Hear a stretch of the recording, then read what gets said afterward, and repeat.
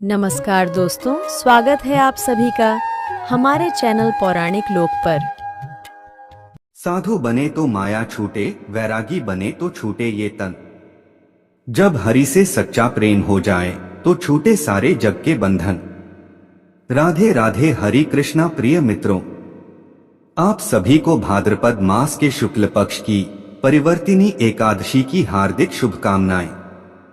प्रभु श्री लक्ष्मी नारायण आप सभी भक्तों पर सदैव ही अपनी कृपा बनाए रखें। मनुष्य को जीवन के मोह जाल से मुक्त कराने वाली एकादशी तिथि सनातन धर्म में बहुत ही महत्वपूर्ण मानी जाती है। एक वर्ष में कुल 24 एकादशी तिथि आती हैं, 12 कृष्ण पक्ष में और 12 शुक्ल पक्ष में। और इसी प्रकार से 24 एकादशी तिथियों में से एक है परिवर्तिनी एकादशी। इस दिन क्षीर सागर में शयन कर रहे भगवान श्री हरि विष्णु करवट लेते हैं। करवट लेने के कारण उनकी स्थिति में परिवर्तन होता है, इसलिए इसे परिवर्तिनी एकादशी कहा जाता है। कई स्थानों पर परिवर्तिनी एकादशी को जल झूलनी एकादशी, डोल ग्यारस और पद्म एकादशी के नाम से भी जाना जाता है। मित्रों, भगवान विष्णु को अतिप्रिय एकादशी का व्रत सभी कामनाओं को पूरा करने वाला माना जाता है। इस परिवर्तिनी एकादशी का व्रत केवल मृत्यु लोक ही नहीं बल्कि तीनों लोकों में अत्यंत ही प्रसिद्ध माना गया है। ब्रह्मा वैवर्त पुराण में परिवर्तिनी एकादशी के विशेष महात्म्य का वर्णन किया गया है। इस एकादशी व्रत में भगवान विष्णु के वामन अवतार की पूजा करने से वाजपेय यज्ञ के समान पुण्य फल प्राप्त होता है। यह एकादशी व्रत किसी भी दीन दुखी मनुष्य के समस्त प्रकार के दुख और कष्टों को क्षण भर में नष्ट करने वाली मानी जाती है। साथ ही इसका व्रत करने वाले व्यक्ति को जीवन में सदा ही सुख, समृद्धि और आनंद की प्राप्ति होती है। तो चलिए मित्रों, प्रभु श्री लक्ष्मी नारायण जी के चरण कमलों का ध्यान करते हुए श्रवण करते हैं परिवर्तिनी एकादशी की अत्यंत ही सुंदर कथा। मित्रों, आज की एकादशी व्रत कथा एक ऐसे व्यक्ति के चरित्र को बताती है जिसने खुद को श्री हरि के चरणों में अर्पित करके उन्हें ही जीत लिया था। मित्रों, एक समय की बात है, धर्मराज युधिष्ठिर श्री कृष्ण से कहते हैं, हे भगवान, हे मुरली मनोहर, आप सर्वज्ञ है, आप सर्व ज्ञाता है। मेरे मन का यह संशय दूर करे और बताएं कि भाद्रपद मास के शुक्ल पक्ष की एकादशी का क्या नाम है, इस व्रत की कथा क्या है। कृपया यह सब मुझे विस्तार पूर्वक बतलाइए। श्री कृष्ण कहने लगे, हे धर्मराज युधिष्ठिर, तुमने मनुष्य कल्याण के लिए बहुत ही उत्तम प्रश्न पूछा है। मैं तुम्हें इस परिवर्तिनी एकादशी व्रत का महात्म्य कहता हूँ, सो आप ध्यान पूर्वक सुने। भादो मास के शुक्ल पक्ष की एकादशी का नाम परिवर्तिनी है। इस एकादशी पर मेरे 5वें अवतार यानी कि वामन स्वरूप की पूजा अर्चना की जाती है। हे राजन, अब मैं आपसे इस व्रत की कथा कहता हूँ। आप इस कथा को प्रसन्न चित्त होकर सुने और कथा को पूरा सुने, क्योंकि राजन, आधा अधूरा ज्ञान किसी काम का नहीं होता। श्री कृष्ण आगे कहते हैं कि त्रेता युग में बलि नाम का एक दैत्य राजा हुआ करता था। हालांकि उसका जन्म दैत्य कुल में हुआ था, परंतु वह भगवान श्री हरि विष्णु का परम भक्त था। वह ब्राह्मणों और गायों का सम्मान करता, दीन दुखी मनुष्यों की सहायता करता और श्री हरि की भक्ति में लीन रहता था। इसी प्रकार से भगवान की स्तुति करते हुए उसने अनेक यज्ञ और अनुष्ठान किए और अनेकों प्रकार की शक्तियां प्राप्त कर ली। एक बार उसने अपनी भक्ति और पुण्य कर्मों से अर्जित शक्ति के माध्यम से देवराज इंद्र को युद्ध में पराजित कर दिया और स्वर्ग लोक पर अपना आधिपत्य स्थापित कर लिया। इसका परिणाम यह हुआ कि सभी देवतागण अपने देव गुरु बृहस्पति की अध्यक्षता में भगवान नारायण के पास पहुंच गए और उनसे प्रार्थना करने लगे कि अब श्री हरि विष्णु उन्हें इस विपत्ति से मुक्त करने के लिए कोई उपाय करे। देवताओं की प्रार्थना और आवाहन से प्रसन्न होकर भगवान श्री हरि ने अपने 5वें स्वरूप यानी कि वामन अवतार के रूप में धरती लोक में प्रकट होने का निर्णय लिया। इस प्रकार भगवान श्री हरि बौने ब्राह्मण यानी वामन रूप में माता अदिति और पिता कश्यप ऋषि के घर पुत्र रूप में प्रकट हुए। समय बीता और वामन भगवान अपनी लीला रचने के लिए एक दिन घूमते हुए उस स्थान पर जा पहुँचे जहाँ पर बलि महाराज अश्वमेघ यज्ञ कर रहे थे। जब वामन देव ने बलि महाराज से ब्राह्मण के रूप में भिक्षा की याचना की तो वामन देव की प्रार्थना पर बिना विचार किए बलि महाराज ने वामन देव को भिक्षा देने का संकल्प ले लिया। वामन महाराज ने याचना की कि हे राजन, तुम मुझे 3 पग भूमि का दान कर दो, इससे तुम्हें 3 लोक के दान का फल प्राप्त होगा। राजा बलि ने वामन महाराज की इस छोटी सी याचना को स्वीकार किया और 3 पग भूमि देने को तैयार हो गए। जैसे ही वामन महाराज भूमि नापने लगे तो उस समय उनका शरीर विशालकाय होने लगा। एक पग से उन्होंने स्वर्गलोक, सभी ग्रह, नक्षत्र और समस्त ब्रह्मांड को नाप लिया और दूसरे पग से उन्होंने पृथ्वी लोक को आच्छादित कर दिया। ये देखकर वहां उपस्थित सभी लोग आश्चर्यचकित हो गए। देवता, गंधर्व, यक्ष सभी लोग भगवान की स्तुति करने लगे। तब भगवान वामन देव ने बलि महाराज से पूछा, हे राजन, मैंने अपने 2 पग से स्वर्ग और समस्त ब्रह्मांड नाम लिए हैं, अब तुम अपने तीसरे पग की भूमि का दान कैसे प्राप्त करोगे? भगवान की बात सुनकर बलि महाराज ने अत्यंत विनम्रता पूर्वक अपना सिर आगे कर दिया और भगवान से प्रार्थना की कि वे अपना तीसरा पग उनके मस्तक पर रखें। भगवान वामन देव ने इस प्रकार बलि महाराज के मस्तक पर अपना पैर रखकर उन्हें पाताल लोक भेज दिया। राजाबली की दानशीलता और वचनबद्धता से भगवान विष्णु बहुत प्रसन्न हुए और उन्होंने बलि को पाताल लोक का राजा बना दिया और राजाबली को वर मांगने को भी कहा। तब राजाबली ने कहा कि हे प्रभु, मुझे आपसे कुछ भी नहीं चाहिए, बस मैं इतना चाहता हूँ कि आप मेरे साथ पाताल लोक चलें और वहां मेरे महल में निवास करें। क्योंकि भगवान विष्णु अपने वचन से बद्ध थे, इसलिए वह अपने भक्त बलि के वरदान को पूरा करने के लिए उनके साथ पाताल लोक में चले गए और वहीं रहने लग गए। भगवान विष्णु को पाताल लोक में रहते देख मां लक्ष्मी समेत सभी देवगण चिंतित हो गए। तब मां लक्ष्मी एक दिन गरीब महिला बनकर राजाबली के पास पहुंची और उसे राखी बांधकर अपना भाई बना लिया। और मित्रों, इसी दिन से राखी का त्योहार भी मनाया जाने लगा। माता लक्ष्मी ने राजा बलि से कहा कि वे अब उनके भाई बन चुके हैं और अपनी बहन के सुहाग को उससे दूर रखने का पाप कैसे कर सकते हैं। इसलिए आप भगवान विष्णु को अपने वचन से मुक्त कर दें ताकि वह वैकुंठ धाम पहुंच सकें। फिर राजाबली ने भगवान विष्णु को अपने वचन से मुक्त कर दिया। तब भगवान विष्णु ने राजा बलि को वरदान दिया कि वह हर साल आषाढ़ माह के शुक्ल पक्ष की एकादशी तिथि तक पाताल लोक में ही आकर रहेंगे। इस कारण भगवान विष्णु हर साल चातुर्मास में योग निद्रा में चले जाते हैं और भादो मास के शुक्ल पक्ष की परिवर्तिनी एकादशी के दिन श्री हरि विष्णु की एक प्रतिमा राजा बलि के पास रहती है और एक क्षीर सागर में शेषनाग पर शयन करती रहती है। मित्रों, इस एकादशी व्रत कथा से हमें यह ज्ञान प्राप्त होता है कि कभी भी दान करने के उपरांत मनुष्य को अभिमान नहीं करना चाहिए। राजा बलि ने अभिमान किया और पाताल को चला गया, परंतु उसकी सच्ची भक्ति और श्रद्धा के कारण भगवान श्री हरि विष्णु को उसके साथ जाकर प्रति वर्ष पाताल लोक में 4 मास के लिए निवास करना पड़ता है।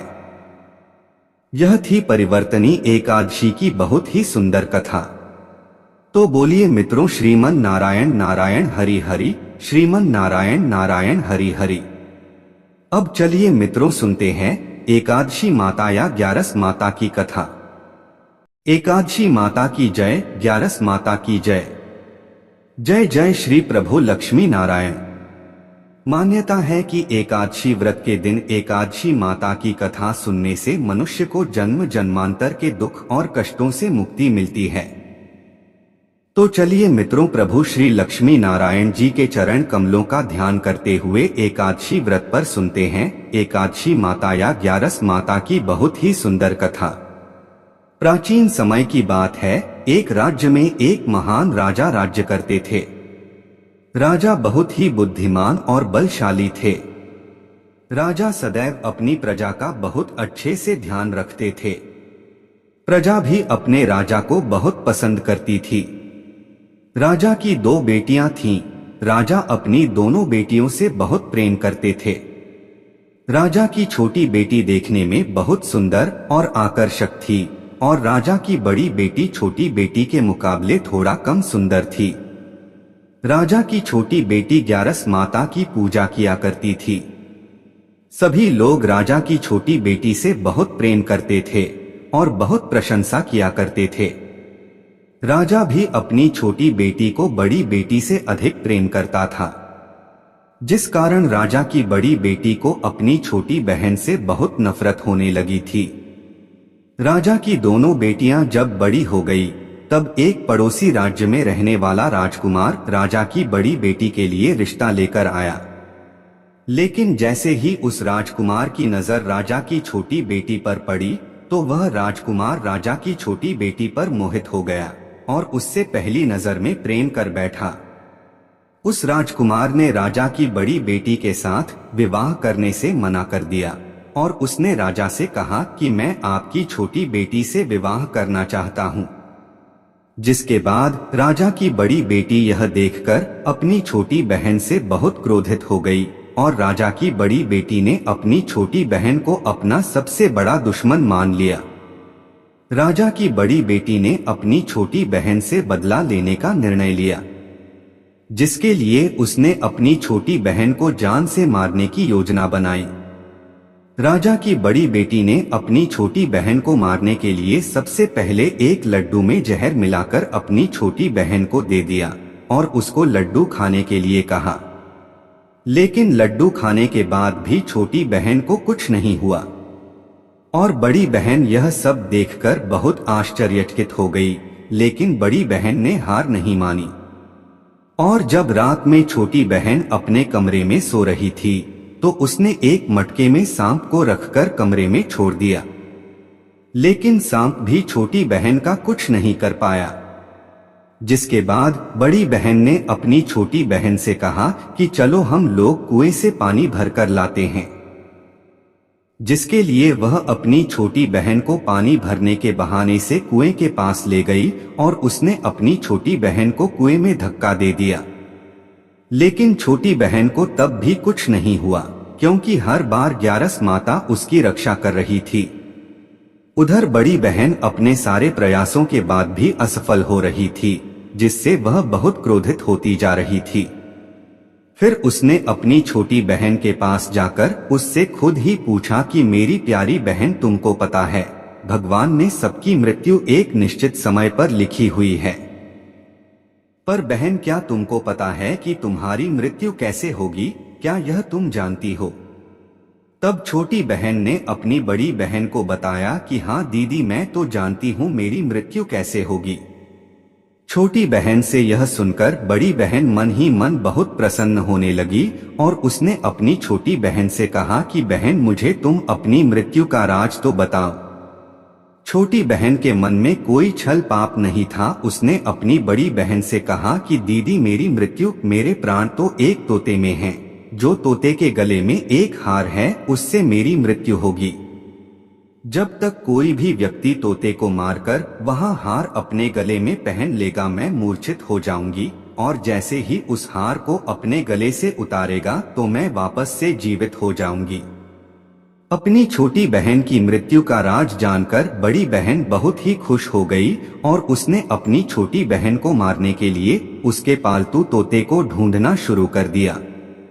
छोटी बहन को इस बात का आभास हो गया था कि कोई उसकी जान लेना चाहता है, जिसके लिए वह अपने पिताजी के पास गई और उसने अपने पिताजी से कहा कि पिताजी, मेरी मृत्यु के बाद मुझे जलाइएगा मत, बल्कि आप मुझे अपनी पुरानी वाली हवेली में एक पलंग में लिटाकर छोड़ दीजिएगा।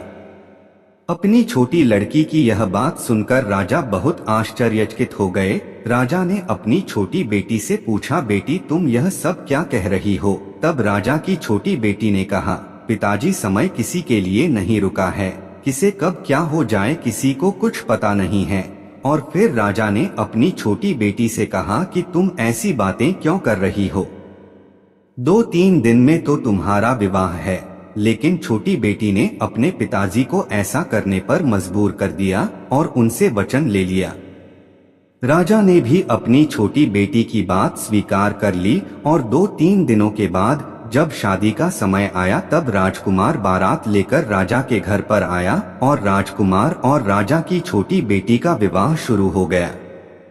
जैसे ही राजा की छोटी बेटी राजकुमार के साथ फेरे लेना शुरू करती है तो उसकी बड़ी बहन अपनी छोटी बहन के कमरे में जाकर उसके तोते को पकड़ लेती है और उसको जान से मार देती है और तोते की गले में जो था उसको अपने गले में धारण कर लेती है।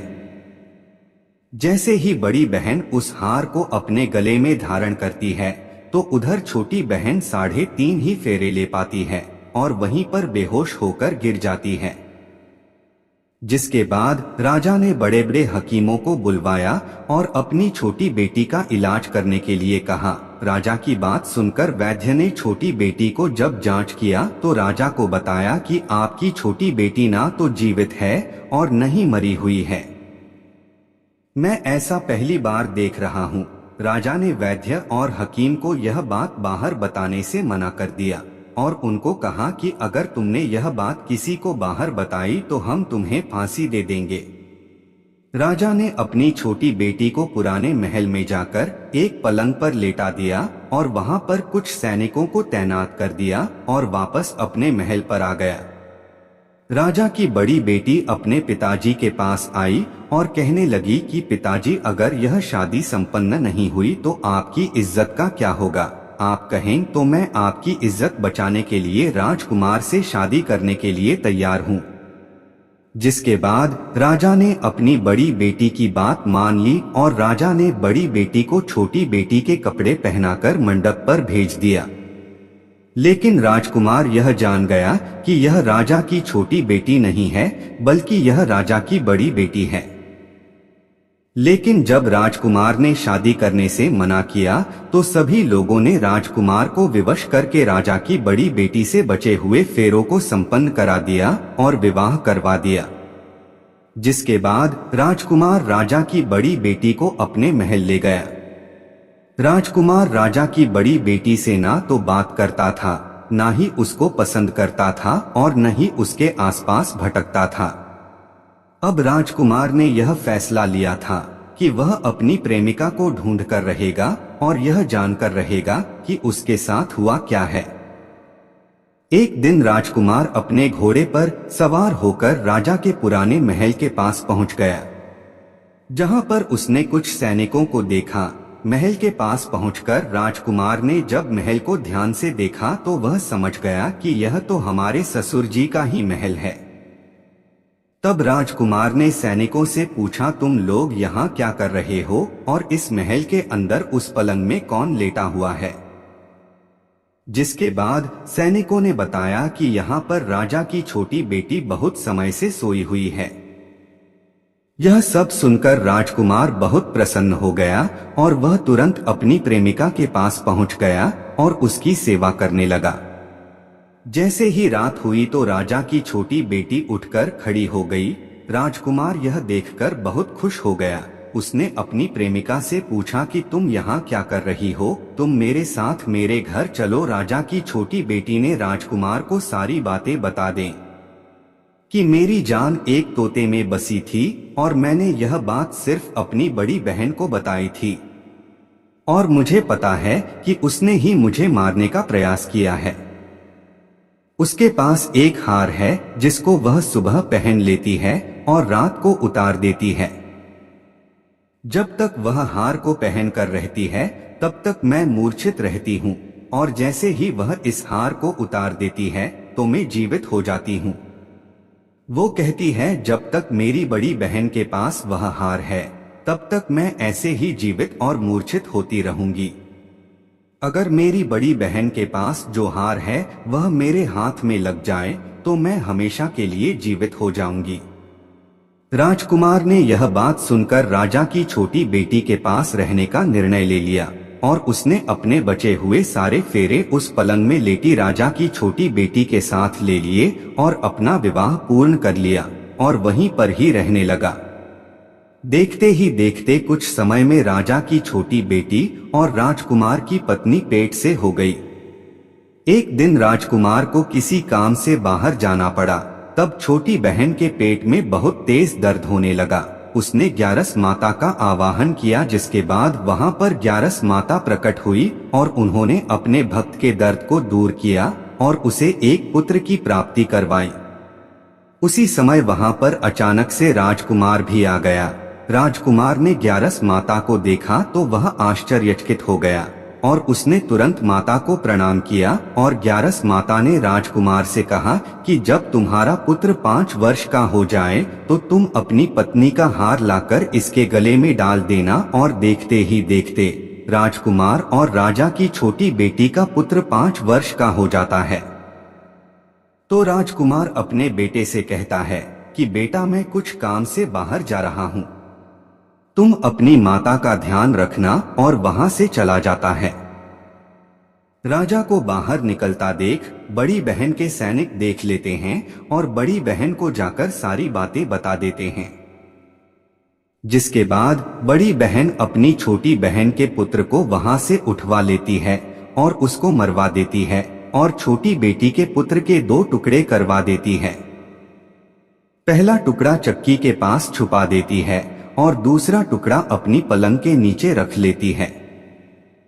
अब ग्यारस माता भिखारी का रूप लेकर उसकी बड़ी बहन के दरवाजे पर आती हैं और बड़ी बहन के पास चली जाती हैं, जिसके बाद वहां पर भिक्षा मांगने लगती हैं। बड़ी बहन अपने नौकरों से कहती हैं कि जाकर भिक्षा दे दो, लेकिन जैसे ही नौकर ग्यारस माता को भिक्षा देने के लिए आते हैं तो माता उन्हें मना कर देती है और कहती हैं कि मैं तुम्हारी महारानी से ही भिक्षा लूंगी। जिसके बाद बड़ी बहन स्वयं ही भिक्षा देने के लिए माता के पास आती हैं। उधर माता एक बिल्ली का रूप लेकर उसके कमरे में चली जाती हैं और वहां पर छोटी बेटी के पुत्र कोई 2 टुकड़े को आपस में जोड़ देती है और उसे जीवित कर देती है और उसे लेकर वहां से चली जाती है और राजकुमार को सौंप देती है। राजकुमार अपने बेटे को लेकर अपनी बड़ी पत्नी के पास जाता है और उसे कहता है कि तुम इसका ध्यान रखना, अगर तुम इस बच्चे का अच्छे से ध्यान रखोगे तो मैं तुमसे बात करूंगा। इसी प्रकार एक दिन राजकुमार अपने बच्चे से कहता है कि तुम माता से उनके गले का हार मांग लो। जिसके बाद राजकुमार का लड़का अपनी मम्मी के पास जाता है और कहता है कि माता, मुझे तुम्हारा हार चाहिए जो तुमने गले में पहन रखा है। यह सुनकर पहले तो बड़ी बहन बहुत क्रोधित होती है, पर उसको यह याद आता है कि राजकुमार ने कहा था कि अगर मैं इस बच्चे का ध्यान अच्छे से रखूंगी तो वह मुझसे बात करेंगे, जिसके कारण वह हार को उस बच्चे को दे देती है। वह बच्चा तुरंत ही उस हार को ले जाकर अपने पिताजी को दे देता है और तभी राजकुमार अपने बेटे को लेकर वहां से जाने लगता है और अपनी पत्नी से कहता है कि तुम हमारे लिए खाना बनाकर रखना, मैं शाम को आकर तुम्हारे साथ खाऊंगा। और वह अपने बेटे को लेकर वहां से चला जाता है। जिसके बाद वह राजा के पास जाता है और उनको सारी बातें बता देता है। राजा अपनी बड़ी बेटी की यह कटुकर्म सुनकर बहुत क्रोधित होते हैं और उसे सजा सुनाता है और अपनी परवरिश पर ही दोष देने लगते हैं और राजकुमार को अपनी छोटी बेटी के साथ रहने के लिए आदेश देते हैं। यह थी ग्यारस माता की पहली कथा। तो प्रेम से बोलिए एकादशी माता की जय, ग्यारस माता की जय। अब चलिए सुनते हैं एकादशी माता की एक अन्य कथा। गालव मुनि का भद्रशील नामक एक पुत्र था। भद्रशील ने बाल्यावस्था से ही एकादशी माता का व्रत और पूजा अर्चना आरंभ कर दिया था। वो सच्ची श्रद्धा और निष्ठा भाव से पूरे दिन एकदशी का व्रत करता और कथा सुनता। शाम के समय ब्राह्मणों को भोजन करवाया करता तथा पूरी रात्रि श्रीमन नारायण नारायण हरि हरि का जाप करता। अगले दिन यानी कि द्वादशी को एकादशी व्रत का पारण करके ही भोजन ग्रहण किया करता था। गालव मुनि ने अपने पुत्र को इतना कठिन पूजा पाठ करने से कभी नहीं रोका, लेकिन एक दिन बाल्यावस्था में ही पूरे दिन उपवास करने के कारण उनका स्वास्थ्य बिगड़ने लगा और वो बेहोश होकर भूमि पर गिर पड़े। गालव मुनि को इस बात का पता चला तो वो तुरंत ही अपने पुत्र से मिलने पहुंचे। अपने पुत्र की ऐसा दशा देखकर मुनि को बहुत ही पीड़ा और दुख हो रहा था। जब थोड़े समय बाद भद्रशील को होश आया तो मुनि ने अपने पुत्र से पूछा कि हे पुत्र, तुम इतनी छोटी आयु में इतना कठिन उपवास क्यों कर रहे हो और तुम्हें इस उपवास के बारे में किसने बताया है? भद्रशील ने कहा कि मैं कई जन्मों से इसी प्रकार एकादशी का पुण्य फलदायी उपवास करता आ रहा हूँ। पिताजी आमतौर पर किसी को भी अपना पिछला जन्म याद नहीं रहता है। जब तक बालक माँ के गर्भ में होते हैं तब तक उन्हें उनके पिछले जन्मों की सभी बातें और कर्म याद रहते हैं, लेकिन बालक का जन्म होने से ठीक पहले ही यह स्मृति मिट जाती है। परंतु भद्रशील को अपने पिछले जन्म की याद उस वर्तमान काल में भी थी और इसका कारण था यह एकादशी व्रत की शक्ति जिसका भद्रशील पालन किया करते थे। उन्होंने अपने पिता से कहा कि वे कई जन्म पूर्व में धर्मकीर्ति नामक राजा थे। धर्मकीर्ति के रूप में मैं बहुत ही क्रूर राजा हुआ करता था। उसके राज्य की प्रजा उसे बिल्कुल भी पसंद नहीं करती थी, क्यों धर्मकीर्ति उन पर बहुत अत्याचार किया करता था। जीवन में ऐसा कोई पाप नहीं बचा था जो उसने ना किया हो। एक समय की बात है, वह सूर्य उदय होने से पहले ही अपने सैनिकों के साथ शिकार पर गया हुआ था। वहां पर उसने जंगल में एक अत्यंत ही सुंदर और आकर्षक हिरण को देखा। राजा को वो हिरण बहुत ही मोहित कर रहा था और उसे वो हिरण अब किसी भी कीमत पर राजा को चाहिए था। राजा ने उस हिरण को पकड़ने के लिए अपने सैनिकों को उस हिरण को चारों ओर से घेरने के लिए कहा। राजा ने कहा कि जो भी हिरण को भागने देगा उसका पूरा परिवार मार डाला जाएगा। हिरण ने यह सुना और सोचा, बेचारे सैनिक, अगर मैं किसी भी सैनिक के पास से भागा तो इनके परिवार को यह दुष्ट राजा अवश्य ही मार देगा और मैं नहीं चाहता कि मेरे कारण किसी भी निर्दोष प्राणी का अहित हो। इसलिए हिरण किसी सैनिक के पास से भागने के बजाय राजा के पास से निकल भागा। राजा ने अकेले ही हिरण का पीछा करना शुरू कर दिया और अंत में खुद को एक घने जंगल के बीच में पाया। अब सूर्यास्त होने के कारण राजा उस घने जंगल के अंदर फंस गया। राजा को हिरण कहीं भी दिखाई नहीं दे रहा था। वहां से बाहर आने के लिए राजा दिन भर उस घने जंगल में रास्ता खोजता रहा, परंतु रात्रि होने के कारण उसे कुछ भी समझ नहीं आ रहा था। इसलिए राजा ने एक पेड़ के नीचे ही रात बिताने की योजना बनाई। उसने पूरे दिन में कुछ भी नहीं खाया था और उसे चारों ओर से खतरनाक जानवरों के गुर्राने की आवाज सुनाई दे रही थी, इसलिए वह सो नहीं पा रहा था। राजा को अब अपने जीवन पर संकट दिखाई दे रहा था। डर के कारण राजा ने श्री हरि विष्णु से प्रार्थना करना शुरू कर दिया और रात भर श्रीमन नारायण हरि का जाप करता रहा। उसके दुष्ट कर्मों के कारण सुबह होते ही उसकी मृत्यु हो गई। यमदूत आए और उसे यमराज के पास ले गए। जब यमराज ने पूछा, तुम लोग इन्हें यहाँ क्यों लाए हो? इनका स्थान वैकुंठ में भगवान महाविष्णु के परम धाम में है। तब यमदूतों ने कहा, लेकिन महाराज, यह तो महापापी है। इसने जीवन भर अनेकों पाप किए हैं, इसे तो कठोर से कठोर दंड मिलना चाहिए। यह सब सुनकर यमराज बोले, नहीं, इसके जो भी पाप कर्म थे वह सब चले गए हैं, ये अब पवित्र हैं। क्योंकि जिस दिन उनकी मृत्यु हुई वह एकादशी की परम फलदायी तिथि थी। राजा ने उस दिन शिकार पर आने के कारण कुछ भी नहीं खाया था और रात्रि में जंगल में भटकने के कारण भी इनका उपवास ही रहा। इस प्रकार से राजा ने दिन भर उपवास किया और रात में जागते हुए श्री हरि का स्मरण किया। इस पुण्य कर्म से उनके सारे पाप दूर हो गए और वे पवित्र हो गए। यमराज ने स्वयं एक स्वर्ण रथ बुलवाया और राजा को वैकुंठ भेज दिया। जब लोगों को इस बारे में पृथ्वी लोक में पता चला तो वे सभी एकादशी व्रत का पालन करने के लिए और अधिक सुखपूर्वक जीवन जीने लगे। हे एकादशी माता, जैसे आपने राजा पर कृपा की, हम सभी भक्तों पर भी अपनी कृपा यूं ही बनाए रखना। तो बोलिए 11 माता की जय हो, एकादशी माता की जय हो। श्रीमन नारायण नारायण हरि हरि, श्रीमन नारायण नारायण हरि हरि।